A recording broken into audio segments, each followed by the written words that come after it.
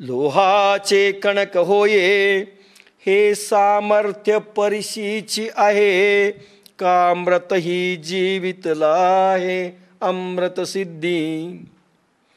मेलेल्या देहातही जीव परत येतो, परंतु ही सिद्धी अमृतात आहे किंवा हे अमृत सिद्धी सामर्थ्य आहे. एखादा माणूस मेलेला असेल त्याला जिवंत करण्याचं सामर्थ्य देखील अमृत सिंधूमध्ये असतं. मेलेल्या माणसात स्फुल्लिंग पेटवण्याचं काम श्रीगुरूंचं असतं.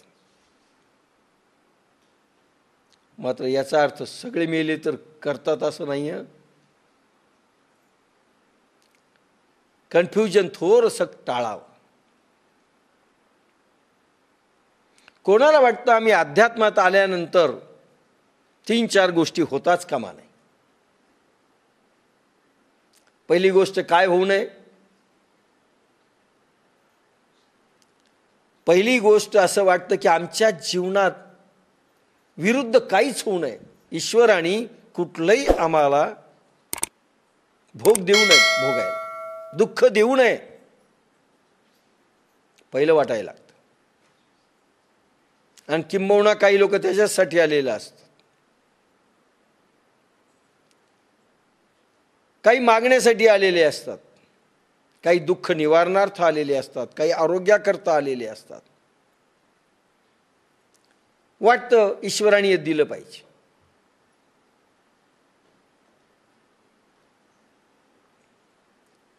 एक फॉरेनचे इमर्सन होऊन गेले.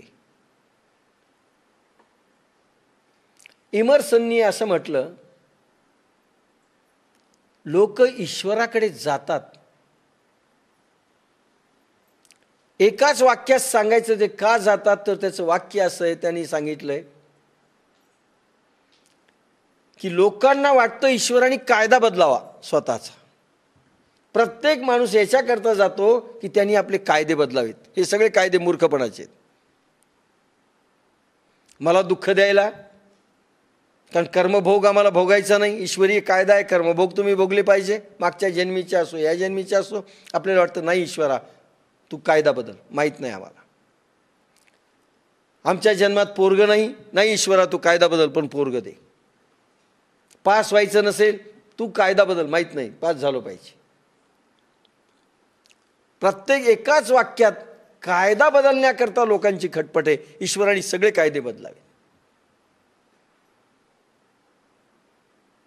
एका वाक्यात फार सुंदर मला ते आवडलं. कायदे बदलायला निघालेत म्हणले लोक.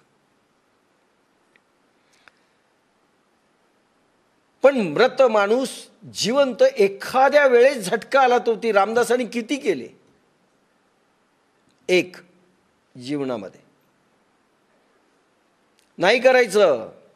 ईश्वराला आवडत नाही. ईश्वराला आवडत नाही त्याच्यामध्ये इंटरफिअरन्स तुम्ही जास्त केला तर. तुमच्या सामर्थ्याचं पाणीपत केल्याशिवाय राहत नाही तो.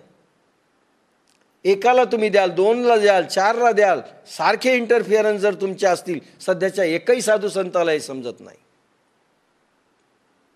कुठल्याही धर्माच्या साधूला ही गोष्ट अजून कळाली नाही की खैरात विनाकारण वाटायची नाही. काही जर तुम्ही देत गेले संसाराच्या वस्तू, मंत्र, तंत्र, यंत्र, दोरे, गंडे, हे धन संपायला वेळ लागत नाही. किंबहुना ईश्वर संपवून टाकतो. कारण त्याला आवडत नाही इंटरफिअर केलेला. No interference. एखाद्या वेळेस तो अलाउड करतो नव्हे, त्याची इच्छा असते हे व्हावं त्याच वेळेस. बाबासाहेब नेहमी म्हणायचे, एखादा शिष्य फार विश्वाकरता कमी आहे, जगाकरता कमी येणार आहे, त्याच वेळेस एखाद्या वेळेस इंटरफिअर करावा. एरवी नाही, एरवी नाही. सारखं जर तुम्ही करू लागाल केव्हाच संपून जाल. सध्याचे महाराज असेच आहेत. केव्हाही हात असा केव्हाही काय आता बोलू नाही, न बोललेलं बरं. मान मिळतो, सन्मान मिळतो, पादपूजा मिळते, हार मिळतात. चीप झालंय सगळं. पण हे होता कामा नये. बाप्पासाहेब म्हणायचे किती खर्च करावा, समुद्र जवळ असावा आणि 4 घागरी कोणी नेले तर हरकत नाही, पण मुळात 1.5 बोटली पाणी असेल, एखादी बाटलीभर पाणी असेल आणि लोक घागरी घेऊन आले, काय पुरणार आहे?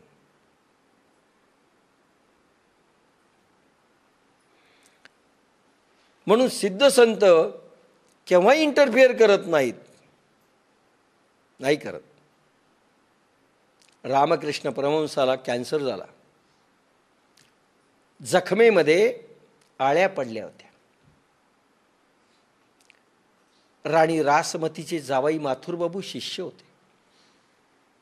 बंगालची राणी रासमती, तिचे जावई माथुरबाबू, ते म्हणाले, गुरुजी एवढं तुमच्यामध्ये सामर्थ्य, तुम्ही जा म्हणलं तर जाणार नाही का जखम? हो म्हणले, आत्ता जाईल. ते किडे मारू देत नव्हते. अहिंसा परमो धर्मा, काही करत नाहीत म्हणले, मला राहू द्या बिचारे, मरून जातील. अहिंसा परमो धर्मा. बरं म्हणले, मग जाणार तर तुम्ही मनानच जा. का असं समजता? भगवती जगदंबेला काही कळत नाही? कालीमातेला तिला माहीत नाही का की मला कॅन्सर झालेला आहे किंवा हा रोग झालेला आहे? इतक्यावर ती जर ठेवू इच्छित असेल, तिची काही योजना असेल त्याच्या पाठीमागे, मी काय इंटरफिअर करू? की देवाला काही कळत नाही आणि म्हणून आपण सांगावं देवा हे तू घालव, हा इंटरफिअरन्स आहे. मला ते वाक्य फार आवडलं. म्हणून अनेक साधक ज्यावेळेस माझ्याकडे येतात, मला काय इंटरफिअर करावं हे सांगा.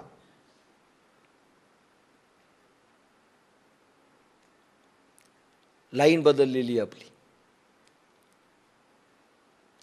हे करा, तुम्ही कुठल्याही गुरुकडे जाऊन काही जर मागाल ना, ईश्वराला नाही रुचणार, हे तुम्हाला आज सांगतो. नाही आवडत. भिकारी भक्त ईश्वराला नाही आवडत. अनेक लोक आपल्याकडे येतात, ठीक आहे सोमानी काही देत नाहीत ना, मंत्र बाप्पासाहेब तरी द्यायचे, आम्ही तर तेही बंद केलं. चुकून बाप्पासाहेब आम्हाला द्यायचे. सोमानी महामृत्युंजय जप कर, आम्ही नाही दिलंय. फार कटाक्षाने विज्ञान पाळावं लागतं, नाही करायचं. ईश्वराला कळतंय ना. आम्ही एवढं मागतो, ईश्वरा रस्ता काढायचा असेल काढ संकटातनं, नाही काढायचा काढू नको, अजून 2 संकट दे, आमची तयारी झेलायची. काढायचं असलं तर काढ, नाही काढायचं काढू नको. काढ म्हणलं की तुम्ही संपले. मागितलं की ईश्वर तुम्हाला विभक्त करतो. रामकृष्णांचं उदाहरण आहे. विवेकानंदांचं फार गरिबी, वडील वारले, वकील होते वडील, वारले, काही प्रॉपर्टी नव्हती, खाण्यापिण्याची आबाळ झाली, आईलाही खायला अन्न नाही, यांनाही खायला अन्न नाही, आणि रामकृष्णांचा संबंध आला.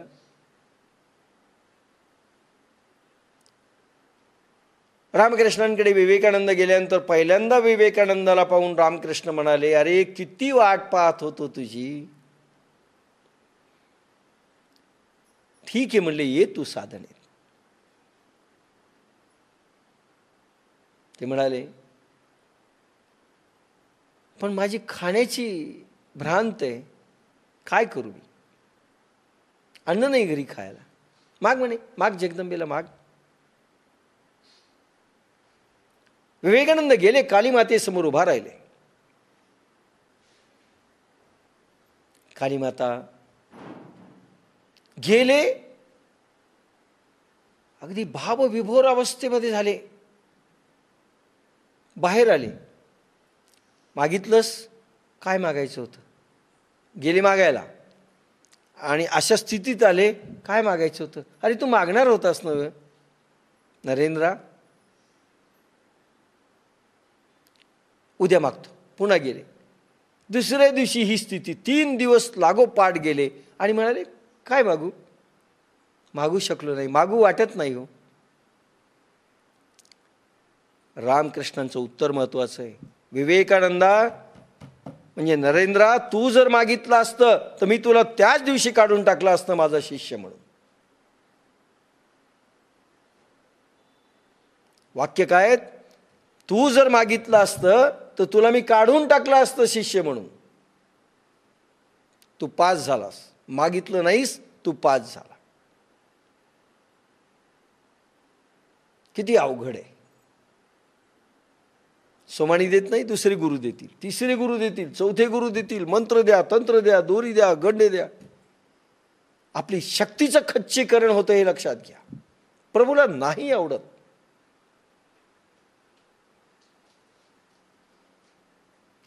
त्यांनी स्पष्ट म्हटलंय 12व्या अध्यायात, मागू नका, बोंब मारू नका नाही दिलं तर.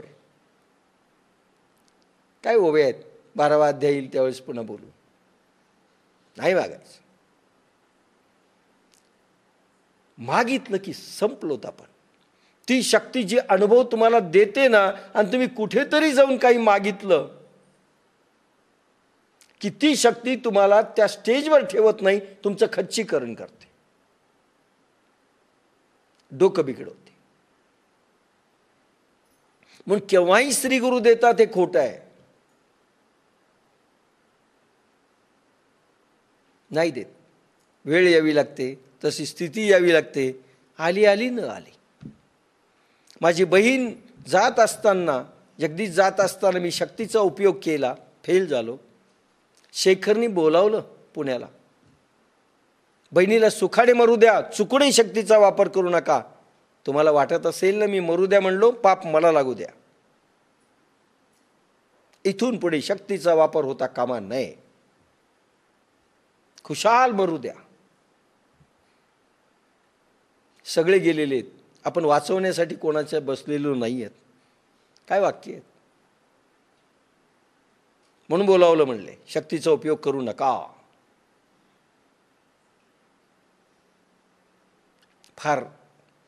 फारच बारकावा आहे. पण टॅलेंट पाहिजे, बुद्धी पाहिजे.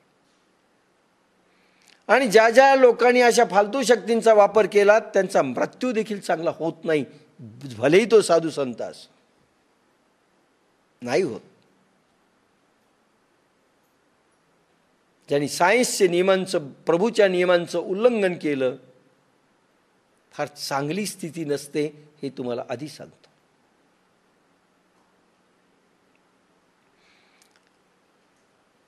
म्हणून माझ्या पाठीमागे ते म्हणतात, म्हणून मला गुरु असे मिळालेत, मी जरी मृतदेहासारखा असेल या क्षेत्रामध्ये तरी फुंकर मारणारे श्री गुरु आहेत माझ्या पाठीमागे. मला चिंता नाही. जरी प्रगटे सिद्ध सरस्वती तरी मुकया अतिभारती, एत वस्तू सामर्थ्य शक्ती नवलकाई. जरी प्रगटे सिद्ध सरस्वती, अनादिसिद्ध सरस्वती जर देहात बुद्धीत प्रगटेल तर मुक्याच्या वाणीतही ती येईल.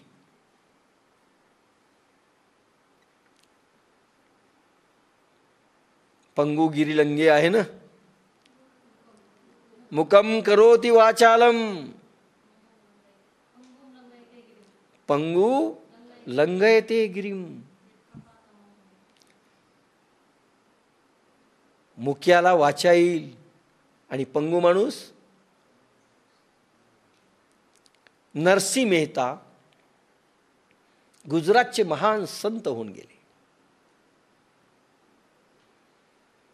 लहानपणी अतिशय बुद्धू नव्हे, बोलताच येत नव्हतं. वय वर्ष 5 झालं तरी बोलता येत नव्हतं.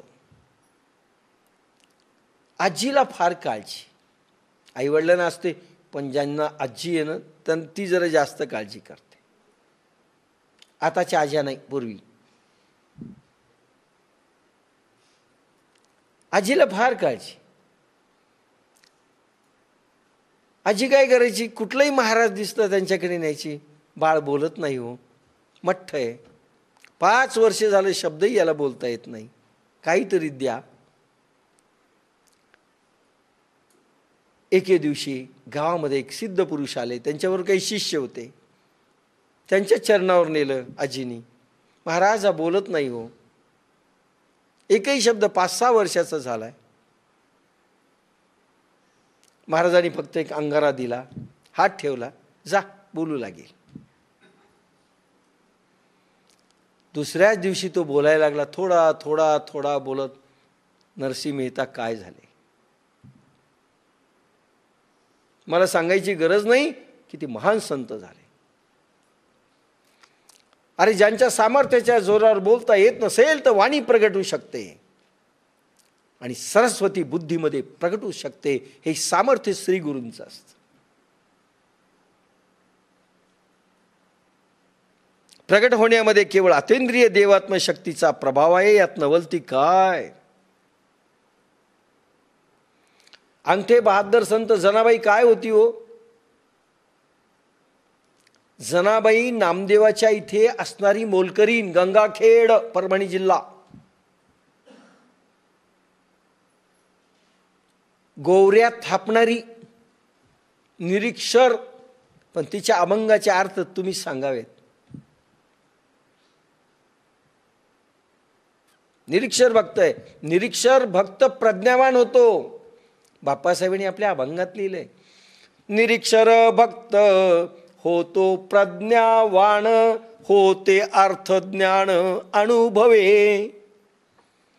निरीक्षर भक्त होतो प्रज्ञावान. अंगठे बहादर जरी असेल तरी प्रज्ञावान होईल. होते अर्थज्ञान अनुभवे. अनुभव आला की अर्थ आपोआप कळतात. आपल्याला अनुभव आले की अर्थ कळतात. उद्या लाईट प्रकाश काय असतो याचं पुस्तक तुम्ही जरी नाही वाचलं आणि तुम्ही प्रकाश पाहिला, सांगू शकाल की नाही पुस्तक न वाचता प्रकाश काय असतो. ठीक आहे, भाषा तुमची असेल, पांढरा रंग असतो, उष्णता असते, काही सांगाल की नाही. न वाचताही सांगू शकाल की नाही. अर्थज्ञान कशाने होतं, अनुभवाने. परभणी कशी आहे, परभणीचं रेल्वे स्टेशन कसं आहे तुम्ही पाहिलं आणि तुम्हाला विचारलं, नाही पुस्तक पाहू, मागाल का पुस्तक, काही गरज नाही, सांगायला लागाल. कर्मयोग काय, कर्मयोगाचे सगळ्यांचे अर्थ चुकलेले आहेत, पण तुम्ही नक्की सांगाल, कारण अनुभव आहे आपल्याला.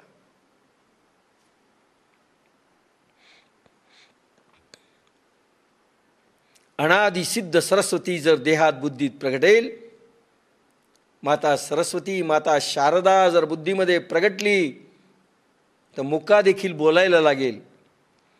आणि निरीक्षर भक्त असेल तरी अतींद्रिय शक्तीचा प्रभाव, गुरुशक्तीचा, अतींद्रिय शक्तीचा असा राहील की त्याच्यामध्ये शक्ती सर्व सांगण्याची.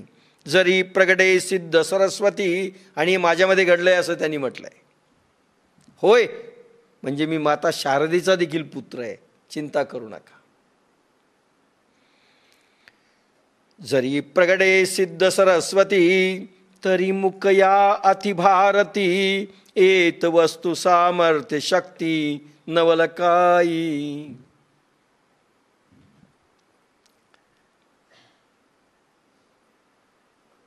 वस्तू सामर्थ्य शक्ती.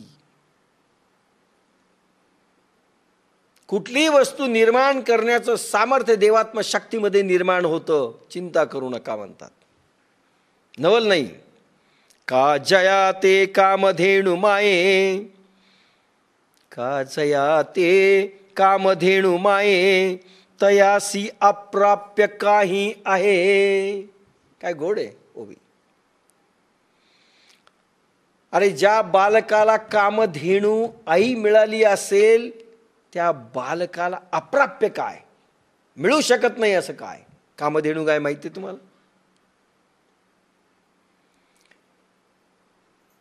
इंद्रपुरीमध्ये कामधेणू गाय होती आणि भगवान वशिष्ठांना ती देऊन टाकली इंद्राणी, कामधेनू गाय.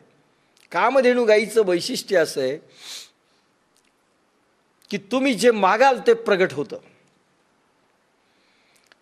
दुष्काळ पडला त्या काळात, आणि दुष्काळ पडल्यामुळे कामधेनू गाय इंद्राणी देऊन टाकली वशिष्ठ आश्रमाला. वशिष्ठांच्या आश्रमात काहीच कमी नव्हतं. एकदा 10,000 फौज घेऊन विश्वामित्र राजा होते त्यावेळेस, राजे विश्वामित्र आले. दुष्काळ, खायला अन्न नाही अशा परिस्थितीत कुठंतरी जात होते, आले. स्वारी केली असेल कुठे, आश्रमात आले. कोणाचा आश्रम आहे म्हणले? महाराज वशिष्ठांचा. आले, दर्शन घेतलं वशिष्ठांचं विश्वामित्रांनी. महाराज होते. महाराज, भूक लागली. त्यांना वाटलं काय मिळणार आहे इथे, कारण आपल्याच राज्यात अन्न नाही तर यांच्याकडे काय. ठीक आहे म्हणले, स्नान करून या, तोपर्यंत मी व्यवस्था करतो. राजा म्हणाला, बापरे, 10,000 लोक, दुष्काळ आहे, अन्न आपल्या राज्यात देखील नाही, आणि व्यवस्था करतो म्हणतात एका घंट्यात. गेले आणि पाहिलं, आल्यानंतर चौरंग, सोन्याची ताटं पाट. फक्त माता अरुंधतींनी विनंती केली गाईच्या समोर जाऊन, कामधेनू पुढे आलेले आहेत, अन्न तयार कर. 56 भोग मिठाया, 56, आणि ताट पाट, रांगोळ्या, काय प्रचंड सगळं. विश्वामित्राचे डोळेच चमकले. बाप रे, काहीतरी सिद्धी आहे. काय म्हणून विचारलं, कुठून आणले? ते म्हणाले, कामधेनू मातेचं सामर्थ्य. लबाड बोलायचं नाही, अरुंधती म्हणाली. राजाने विचार केला, जेवत असताना ही कामधेनू न्यावीच, आणि नाही दिली या ऋषीनं तर युद्ध करावं. बस सांगितलं जाताना, महाराज कामधेनू गाय देऊन टाका, राज्याचे लोक मरायलीत म्हणले उपाशी. वशिष्ठ म्हणाले, कामधेनू देता येणार नाही, मी घेऊन जाईल म्हणले. आणि युद्ध छिडलेलं आहे वशिष्ठांशी. विश्वामित्र वशिष्ठ युद्ध प्रचंड झालेलं आहे, आणि विश्वामित्र हरलेले आहेत. कामधेनू गायीतनं हजारो सैनिक निर्माण झाले. सैन्याला सैन्य भिडलं, आणि वशिष्ठ विश्वामित्राशी भिडले.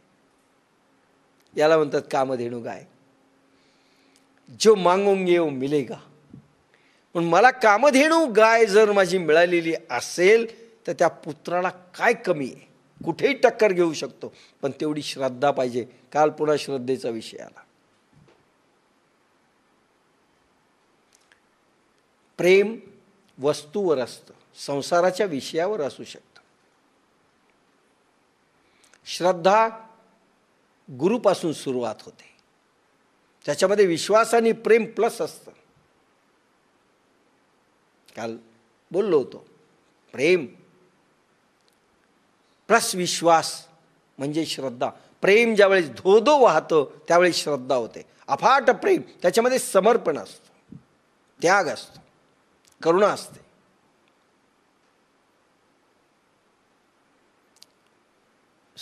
सगळं सांगायची गरज नाही. श्रद्धा येते, गुरुपासून श्रद्धा सुरू होते, आणि भक्तीचं रूपांतर देवामध्ये होतं. श्रद्धा टू भक्ती, आध्यात्मिक मार्ग. प्रेम, पण पहिल्यांदा प्रेम सगळ्या वस्तूंमध्ये, विषयांमध्ये, व्यक्तींमध्ये निर्माण झालं पाहिजे. त्याशिवाय श्रद्धा रूपच घेऊ शकत नाही, आकार घेऊ शकत नाही. आम्ही घरात कोणावर प्रेम करीत नसूत, बाहेर करीत नसूत, श्रद्धा कधी निर्माण होणार नाही. श्रद्धा नाही होणार ती. घेत राहू मधून मधून विषय. कामधेनू आई ज्याला मिळालेली आहे त्याला काय कमी, म्हणून गीतेचा उघड अर्थ करण्यास मी तयार झालो आहे, कारण माझ्या मागे कामधेनू गाय. अल्लाउद्दीनचा चिराग मला मिळालेला आहे. खरं म्हणजे त्या काळात नसल बरं का ते वाक्य, नाही तर ओवी आली असती. अल्लाउद्दीनचा चिराग.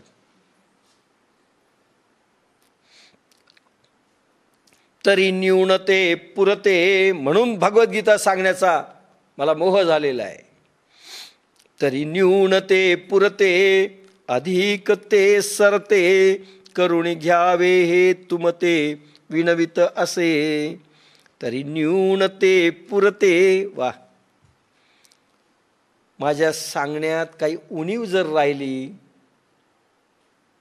इतकं करू नये, तर तुम्ही सांभाळून घ्या. काय वाक्य आहेत.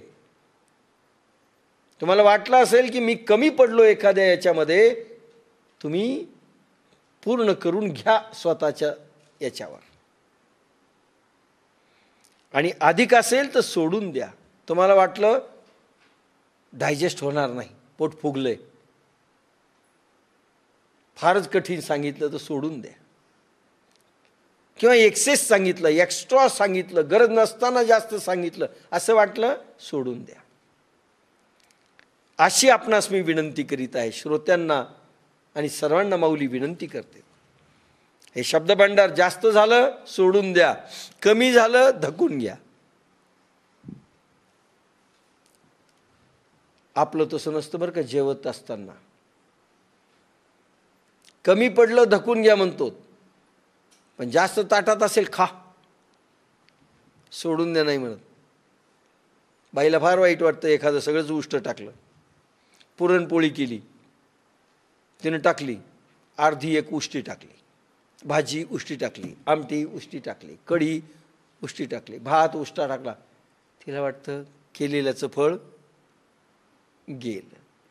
माऊली म्हणतात नाही आवडलं तो भाग सोडून द्या. आता देई जे अवधान.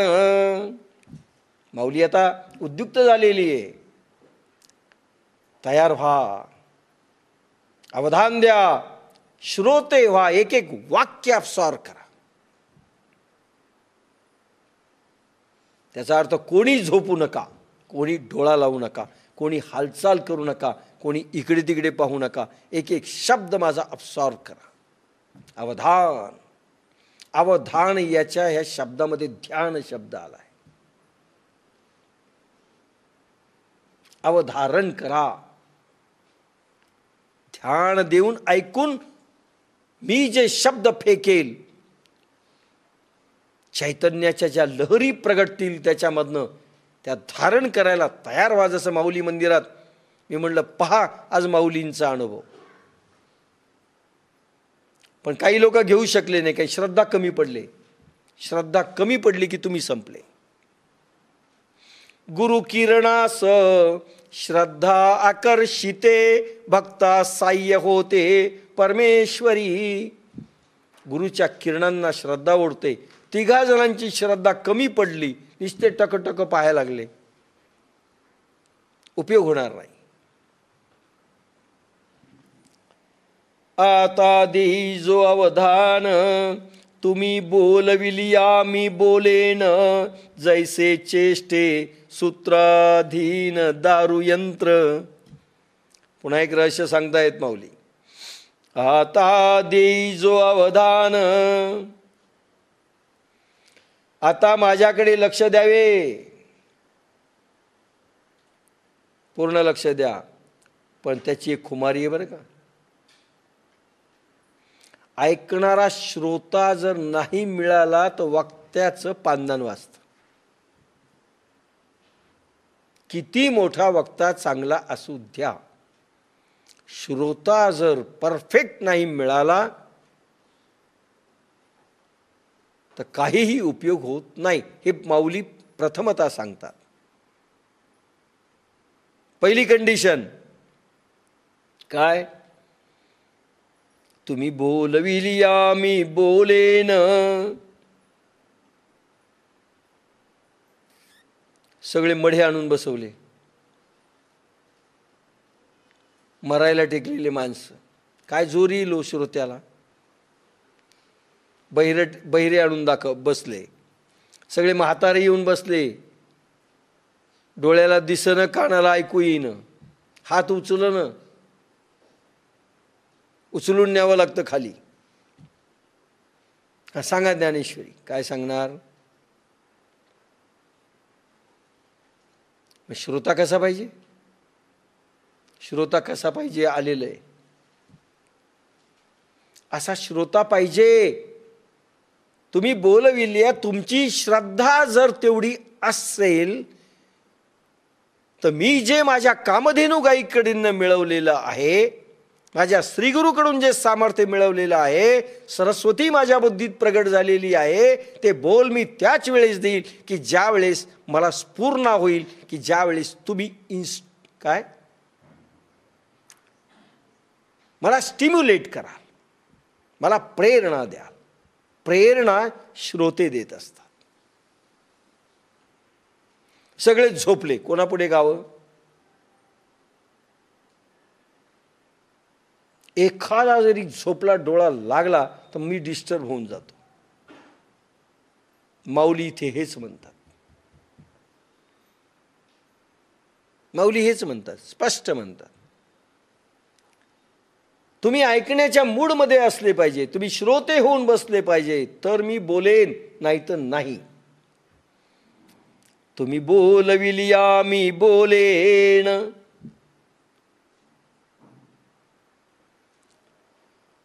जिज्ञासा पाहिजे. श्रोत्याला काय पाहिजे? जिज्ञासा पाहिजे. अथा तो ब्रह्म जिज्ञासा. ब्रह्माचं निरूपण करण्याची वेळ आली असताना ब्रह्मसूत्रामध्ये भगवान व्यासांनी पहिलं वाक्य टाकलंय, अथा तो. इथून पुढे ब्रह्म जिज्ञासा. जिज्ञासा तर झाली पाहिजे ना. अर्जुनाला जिज्ञासा झाली नसती तर भगवद्गीताची सुरुवात झाली नसती. म्हणून माऊली म्हणते, तुम्हाला जर जिज्ञासा नाही झाली तर भगवान शंभूचा आदेशही काही कामी येणार नाही. तुम्ही प्रेरणास्थान व्हा. एक कवयित्री आहे आणि ऐकणारे जर रस घेत असतील, गायक आहे, ऐकणारा वावा वावा करीत असेल, मुंडकी हलवीत असेल, तर त्याला जोर येतो, रंगतं ते गाणं. आणि श्रोता मख्ख दगडासारखे बसलेत. समजतं की नाही तेही कळत नाही. काय बोलणार? आता देईजो अवधान, तुम्ही बोलविलिया मी बोलेन. आता माझ्याकडे लक्ष द्यावे. आपण बोलविल्यास मी बोलेन. तुमची इच्छा पाहिजे, मी बोललो पाहिजे. बोर आहे, बंद केलं पाहिजे, यांनी संपलं. ज्याप्रमाणे लाकडी कळसूत्री बाहुली सूत्राच्या आधाराने नाचते. आता देईजो अवधान, तुम्ही बोलविलिया मी बोलेन. जैसे चेष्टे सूत्राधीन दारुयंत्र. दारुयंत्र म्हणजे कठपुतली. या ठिकाणी कठपुतली शब्द आहे, दारुयंत्र. आणि एक अजून एका ओवीत वापरलंय, साय खड्याचे बाहुले. साय खड्याचे बाहुले, कठपुतली. ती बाहुली सूत्रधार नाचवतो तशी नाचते. तसं तुम्ही सूत्रधार आहात, तुम्ही प्रेरक आहात. इच्छा केली तर मी बोलेन. तुमच्यावर आहे. तैसा मी अनुग्रहित. मी फक्त कठपुतली आहे. तुम्ही इच्छा करा, तुम्ही सूत्र नाचवा. अरे आनंद दाखवा ना चेहऱ्यावर, नाही तर मक्क बसले. असं का? तुम्ही भाषण केलं होय? अरे काय बोललोत मग? असे श्रोते मिळाले तर काय सांगणार? ज्ञानेश्वर जरी अवतरले तरी.